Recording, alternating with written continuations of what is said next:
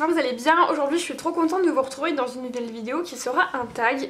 Et il s'agit du tag Retour aux sources, créé par Orochiwa, et j'ai été taguée par The Creative Po, donc Emeline, et je suis trop contente de pouvoir faire ce tag. Je m'excuse d'avance parce qu'en fait j'ai tellement de retard dans les vidéos YouTube que je dois regarder, etc., que la vidéo de Emeline je l'ai regardée là ce week-end, et en fait je me suis rendu compte qu'elle m'avait taguée, sauf que sa vidéo elle date du 17 août, voilà, donc je suis quasiment 2-3 mois plus tard, donc je suis vraiment désolée. Mais du coup j'avais pas vu qu'elle m'avait taguée vu que j'avais pas vu sa vidéo, donc voilà, je suis vraiment à la bourre comme ça sur certaines vidéos, donc comme je suis en train de rattraper, il se peut que je sorte des tags comme ça qui sont sortis il y a 2-3 mois, mais voilà, écoutez, c'est un tag qui est encore d'actualité, on peut le faire à tout moment de l'année, et puis voilà. Si jamais à la fin de la vidéo je vais pas taguer de nouvelles personnes parce que ce tag il a déjà pas mal tourné et je ne sais pas qui l'a fait, enfin... Je sais qu'il l'a fait puisque j'ai regardé les vidéos, mais je sais pas qui ne l'a pas fait à l'inverse. Donc si jamais vous avez envie, vous avez une chaîne YouTube et que vous avez envie de faire ce tag, bah allez-y tout simplement. Il n'y a pas forcément besoin d'être tagué pour faire les tags. Mais voilà, donc je suis hyper contente de pouvoir faire ce tag là. Donc j'ai été taguée par The Creative Po. Et aujourd'hui, en même temps de faire le tag, on va faire ce coloriage là que je fais en duo avec elle aussi. Donc comme ça c'est rigolo. Donc ça provient du livre Wild Soul de Grazia Salvo. Et donc on va faire tout plein de feuilles. Je vais vous donner mes combos, à savoir que vous allez voir il y a beaucoup de crayons et je mélange un peu tout. Donc je vais vous donner les crayons et puis voilà, vous allez voir que je fais un peu de la patouille. Alors pour les feuilles vertes comme ça, les classiques, j'ai le 278, 168 et 170. Ensuite, pour les feuilles un peu plus foncées comme celle-ci, en fait j'utilise toujours le même crayon foncé, là, le 278. Et j'utilise après le 174, 173 et 172. Et du coup c'est au polychromos, hein, je vous l'ai pas dit mais c'est au poly. Pour ces deux combos là, il y a deux crayons que j'ajoute ou que j'enlève pour avoir, vous voyez, le côté un petit peu plus jauni. Du coup c'est le 268 et le 205. Et ensuite pour faire les feuilles un petit peu orangées comme ça, j'utilise le 177, 192, 188 et 186. Et puis j'ajoute du drawing blanc si besoin et du prisme noir. Voilà mes petits combos de feuilles. Alors je vais zoomer pour que vous puissiez voir un peu ce que je fais quand même. Et puis je vais commencer par là puis on va descendre. Alors je suis en train de réfléchir quand même à ce que je vais colorier. Et bien c'est parti. Alors première question, comment ou par qui avez-vous connu le coloriage? Alors, par qui, je ne saurais plus vous dire le nom de la chaîne parce que ça fait 4 ans et que j'ai juste regardé cette vidéo là, donc je ne saurais pas vous en dire plus. Mais en fait, pour vous remettre un peu dans le contexte, j'ai commencé le colo en juillet 2018 devant la Coupe du Monde. Incroyable. Parce qu'en fait, ma tante venait de se faire opérer et elle est restée chez nous... quelques mois parce qu'elle était pas autonome, bref, et du coup pour s'occuper elle avait amené ma tante elle est très magazine de loisirs, vous savez, avec les mots croisés, des trucs comme ça, et elle avait ramené en plus des livres de coloriage, et notamment des livres de coloriage mystère, genre vous savez les petits magazines là qu'on trouve en bureau de tabac, etc. Du coup elle avait ramené ça et j'en ai fait un avec elle avec des crayons de couleur qu'une copine elle lui avait donné, mais c'était des trucs d'écoliers et tout, bref. Et puis j'avais ressorti mes boîtes d'écoliers à moi aussi. Donc j'ai découvert le colo grâce à ma tante, enfin c'est elle qui m'a fait un peu me mettre dedans. Et puis voilà, moi j'ai toujours été hyper manuelle quand j'étais plus jeune, faire de la peinture, du dessin, du truc, du machin. Donc voilà, même mettre en couleur, ma mère elle me faisait des dessins et je les coloriais après, enfin... Voilà, j'ai toujours bien aimé ça. Du coup, quand elle m'a proposé de faire ça, je me dis bah ok, ça a l'air sympa et tout. Puis c'est au moment où l'art thérapie, on commençait vraiment à en entendre beaucoup parler, donc je me suis dit je vais tester. Et franchement, j'ai beaucoup aimé. Et du coup, après, je suis allée sur YouTube, j'ai tapé coloriage mystère. Parce que je savais pas qu'il y avait des livres de coloriage classique, donc j'ai tapé coloriage mystère. Et je suis tombée sur la vidéo d'une fille qui parlait de livres de lecture et en même temps elle parlait des derniers livres de coloriage qu'elle avait achetés. Et elle a présenté le livre Mystère tome 2, les messages mystères, vous savez ceux qui étaient en bloc à l'époque.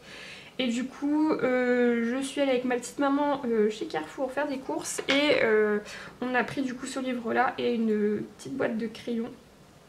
Et voilà, donc c'est comme ça que j'ai découvert le colo, c'est grâce à ma tante et ensuite grâce à une vidéo sur YouTube. Quel est votre tout premier livre de coloriage? Donc j'ai déjà répondu, c'était le livre du coup c'était les 100 messages mystères, un truc comme ça en bloc, et la couverture c'était Les Indestructibles. Et ce livre là je l'ai terminé, il est chez mes parents. Quel était votre premier crayon et feutre? Alors en fait le coloriage mystère, moi j'ai commencé au crayon de couleur parce que je savais pas qu'on pouvait faire ça au feutre. Enfin voilà, moi j'ai suivi ma tante, donc je me suis dit ok c'est parti. Donc j'ai fait ça au crayon de couleur. Donc au début c'était avec, le premier colo que j'ai fait c'était avec ce qu'on avait à la maison quoi.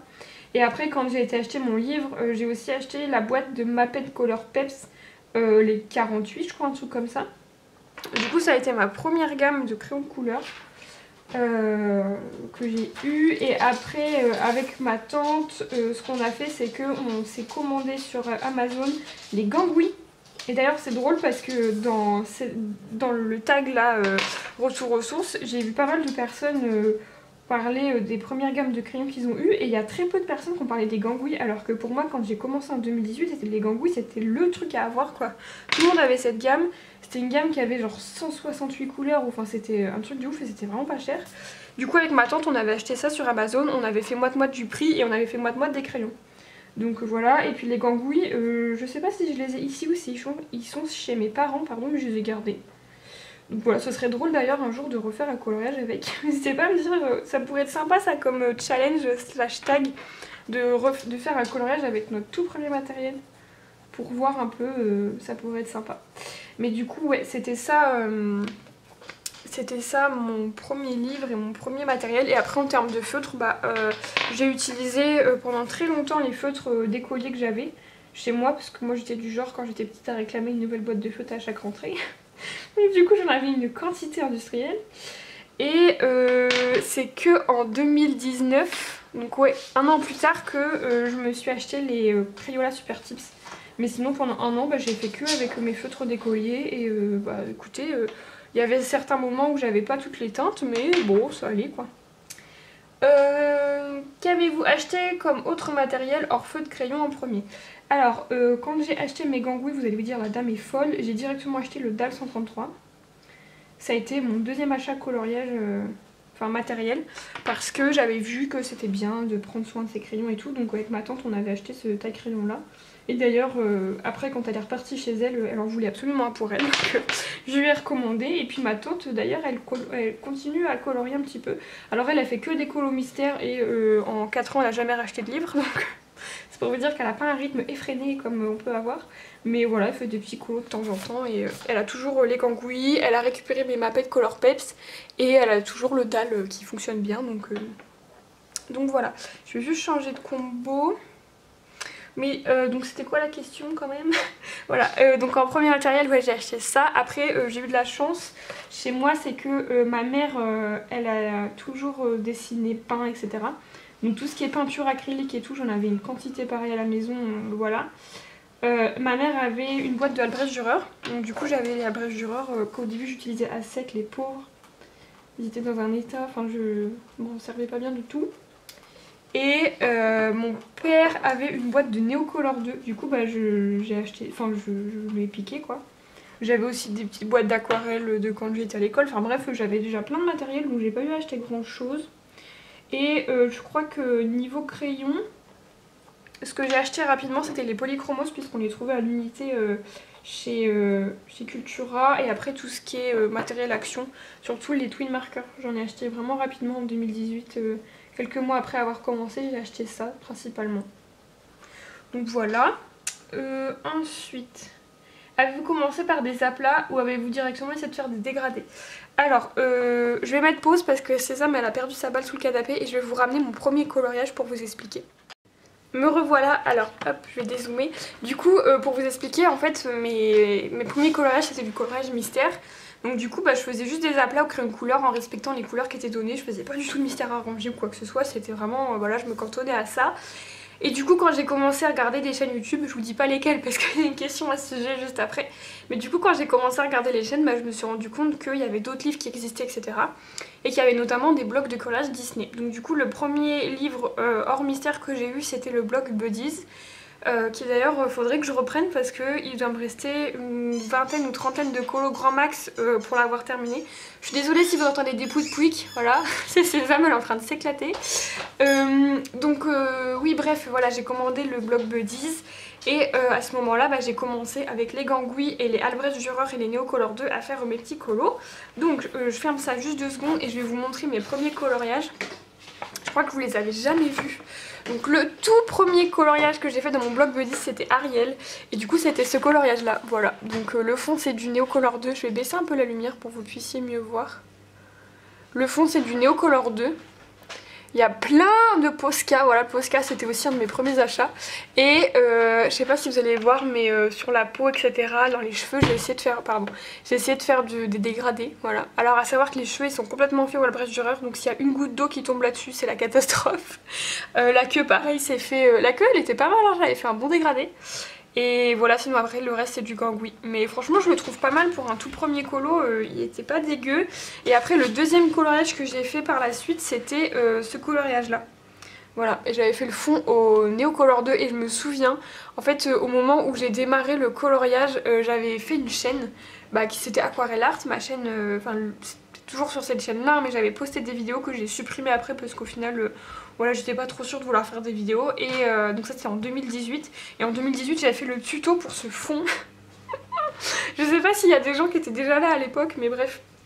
Et voilà, donc vous voyez j'ai essayé de faire des dégradés mais c'était pas... C'était pas mal, mais c'était pas un truc de ouf. Donc voilà, ça c'est vraiment mes premiers coloriages. Et il faudrait que je vous montre le blog Buddies parce que j'en ai fait énormément dedans. Comme je vous dis, là il m'en reste 20 je crois à faire et le bloc est fini. Donc j'en avais fait énormément à mes débuts. Puis après je l'ai un petit peu abandonné ce bloc là. Mais bref, voilà. Donc pour répondre à la question, au début je faisais vraiment des aplats. Et puis directement quand j'ai commencé à faire du coloriage... dans des livres autres que le mystère, je me suis directement mis à faire des dégradés quoi. Hop, alors il faut juste que je reprenne des crayons, que je me trompe pas.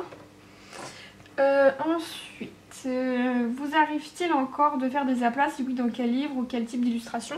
Alors quand je fais des mystères, moi je me prends pas la tête, hein, c'est des aplats de couleurs et ça s'arrête là, je fais pas grand chose de plus. Après dans les livres de colo classiques c'est vrai que je fais toujours des dégradés. Sinon il y a aussi au feutre à alcool où je fais des aplats et après je viens retravailler au crayon. Mais la plupart du temps non, je fais toujours des dégradés sauf dans les mystères parce que j'utilise des feutres et que ça me va très bien de faire comme ça et que j'ai pas envie de me prendre la tête dans les mystères. Est-ce qu'il y a des choses qui vous manquent de l'époque où vous avez commencé? Si oui, quoi? J'ai réfléchi à cette question à chaque fois que j'entends le tag, je me dis moi est-ce qu'il y a des trucs qui me manquent et tout. Et le truc qui me manque je dirais que c'est la découverte, dans le sens de la découverte de matériel, d'illustrateurs, de... Vous voyez parce que comme ça fait 4 ans que je fais du colo, niveau matériel je connais à peu près tout ce qui existe, enfin je sais pas comment m'expliquer mais c'est très rare qu'on découvre de nouvelles marques ou de nouveaux matériels, alors ça arrive encore, hein, la preuve... Par exemple tout ce qui est aquarelle nacrée etc, où il y a des gammes de crayons qui sortent et on les découvre et tout, mais c'est pas comme au début. Au début t'es là, oh, mais il y a ça, mais on peut faire ça, enfin c'est une découverte qui est juste géniale. Et peut-être que ce truc là me manque un petit peu. Après c'est comme dans toute passion, il y a un moment où on connaît un petit peu plus et où c'est à notre tour de faire découvrir aux gens ce qui existe. Mais voilà, je dirais que c'est peut-être ça. Sinon après écoutez, pas plus que ça parce que... j'ai bien évolué dans ma passion et voilà, il n'y a rien qui me manque à part effectivement peut-être le côté découverte de matériel. Les illustrateurs on en découvre toujours, enfin il suffit, si jamais vous êtes à court d'illustrateurs, faites un tour une demi-heure sur Etsy, vous allez découvrir des tas de personnes qu'on ne connaît pas et qui font des choses magnifiques. Mais ouais non, je dirais qu'il n'y a pas grand chose d'autre qui me manque. Non. Sur quoi avez-vous le plus évolué? Je dirais sur le dégradé en général. Parce que voilà, on regarde cette peau, on voit bien qu'il y a une différence. Mais ça c'est normal, enfin voilà, forcément quand on colorie, qu'on teste des techniques, des trucs, des machins, bah forcément il y a un moment où on s'améliore et je continuerai toujours à m'améliorer parce que je suis sûre qu'il y a plein de techniques que je maîtrise pas ou alors que je connais pas, et je suis sûre que si je reviens dans 4 ans, je vous dirai ah bah là dis donc quelle horreur ce coloriage là. Enfin vous voyez, voilà, il y a toujours moyen d'évoluer et tout, mais je pense que le truc sur lequel j'ai le plus évolué c'est les dégradés, les fonds aussi je pense. Voilà, je pense que c'est à peu près ça. Ouais. Après, vous êtes-vous débarrassé de certains livres ou matériels de vos débuts? Si oui, lesquels? Alors, niveau matériel, si je vous dis pas de bêtises, j'ai jamais vendu de matériel à proprement parler. Les gammes de crayons, je les ai toujours gardées. Vous voyez, les gambouis, je les ai encore. Les Mapette Color Peps, ils sont chez ma tante, mais je les ai encore. J'ai pas vraiment vendu de matériel à proprement parler. Par contre, les livres, oui. Parce que je pense qu'on a tous eu cette période de frénésie d'achat où on achète plein de trucs, etc. Et au final, c'est pas forcément ce qu'on préfère. Par exemple, je me souviens que j'avais acheté le bloc Princesse en petit. Vous savez, j'avais fait les mini blocs et je l'avais revendu parce que le format me correspondait pas du tout. Et j'avais fini par racheter le grand format. Qu'est-ce que j'ai revendu? J'avais acheté des cartes postales Winnie japonaises. Je les avais revendues. Honnêtement, maintenant, c'est pas que je les regrette, mais voilà, si je les avais pas vendus et que je les avais dans ma collection, je prendrais plaisir à les colorier, mais bon, je les ai vendus. Qu'est-ce que j'ai vendu d'autre? Ouais, des livres Disney principalement, je crois. Je sais pas vous dire exactement ce que j'ai vendu ou pas, mais oui, ça m'arrive fréquemment de faire du tri dans mes livres et de me dire est-ce que ça vaut le coup de garder ça ou pas, et si ça vaut pas le coup, bah, je vends ou je donne ou enfin je fais du tri quoi, donc oui. Niveau matériel, non, parce que autant pour les livres des fois je peux être un peu j'achète comme ça, autant pour le matériel j'essaye de vraiment réfléchir et j'achète moins sur un coup de tête, à part les trucs action, mais sinon non, je fais attention. C'est principalement les livres que je vais être amenée à vendre ou à trier. J'ai été interrompue par Sésame. Alors, quelle chaîne colo regardiez-vous au début et regardez-vous toujours maintenant? Alors, au début, l'une des premières chaînes que j'ai regardées, c'était Doro Poeticolor. Et j'aimais trop ses vidéos et malheureusement, elle en fait plus. Mais j'aimais beaucoup sa chaîne. Color Passion, je regardais. Bruno, Morgane. Il y avait Colo Art Disney, elle s'appelait. Attendez, je vais regarder. Il me semble que c'était ça le nom de sa chaîne et j'aimais trop ses vidéos. Color Art Disney. Voilà, c'était cette chaîne-là. Et du coup, elle n'a pas posté de vidéo depuis 2 ans, mais j'aimais beaucoup et il m'arrive encore des fois d'aller regarder ses tutos. Color Elle aussi, il y avait Marine Coloriage, non Marine Art, Marine 22 Art, elle est toujours sur Insta mais elle fait plus trop de vidéos je crois. Colorimi, Créa Color, j'en regardais beaucoup aussi. Et du coup dans ces gens là, ceux qui font toujours des vidéos, je les suis toujours hein. Voilà, Eléis aussi elle faisait pas mal de vidéos quand moi j'ai démarré. Johanna aussi, je regardais vachement. Je suis en train de regarder sur YouTube en même temps pour voir un peu, mais ouais, c'était principalement ça. Et du coup, comme je vous dis, si les gens font toujours des vidéos, je continue de les regarder. Il n'y a pas de... Voilà, c'est principalement ça. Et on est déjà à la dernière question. Taguez autant de personnes que vous voulez.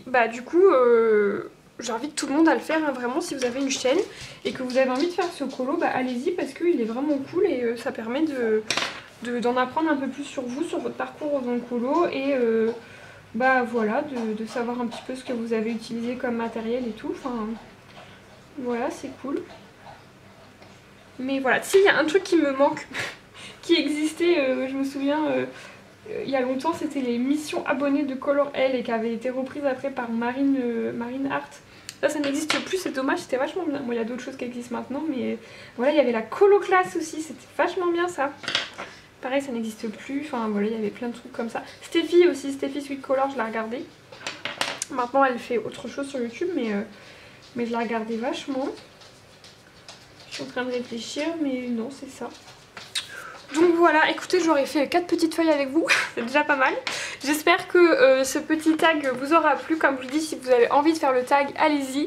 Et si jamais il y a des choses que vous connaissiez ou que vous faisiez un petit peu comme moi, ou que voilà, il y a des choses qui vous sont revenues en tête et tout, bah n'hésitez pas à me le dire en commentaire, parce que c'est vrai que moi quand j'ai regardé les vidéos, je me suis souvenue genre d'Europoticolor, les gangouilles, les trucs, les machins, enfin voilà, c'était sympa comme de regarder le tag des autres et puis de me rendre compte qu'au final, forcément, on a tous un petit peu démarré au même endroit avec les mêmes personnes et avec les mêmes matériels, mais voilà. Donc sur ce, je vous fais plein de bisous. Encore merci Emeline de m'avoir tagué et encore désolée pour le retard.